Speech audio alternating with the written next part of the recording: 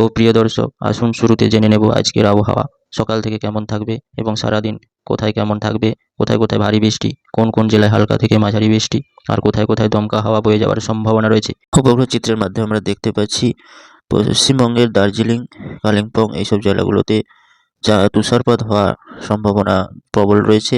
এছাড়া যে শিলিগুড়ি, আলিপুরদুয়ার, রাংপুর এবং উপকূলবর্তী জেলা যেমন কলকাতার পার্শ্ববর্তী জেলা এবং খুলনা, বরিশাল, চট্টগ্রাম এইসব জেলাগুলোতে আজকে থেকে আরও জাঁকিয়ে ঠান্ডা পড়ার সম্ভাবনা রয়েছে। তবে আবহাওয়া দপ্তর সূত্রে জানানো যাচ্ছে এক দুঃসংবাদ, বঙ্গোপসাগরে নতুন করে এক ঘূর্ণাবর্ত সৃষ্টির সম্ভাবনা তৈরি হয়েছে এবং এই মুহূর্তে ঘূর্ণাবর্তটি অবস্থান করছে দক্ষিণ ভারতের দক্ষিণতম প্রান্তে এবং শ্রীলঙ্কার দক্ষিণ প্রান্তে। ঘূর্ণাবর্তটি আগামী কয়েকদিনের মধ্যে আরও জোরালো আকার ধারণ করতে পারে।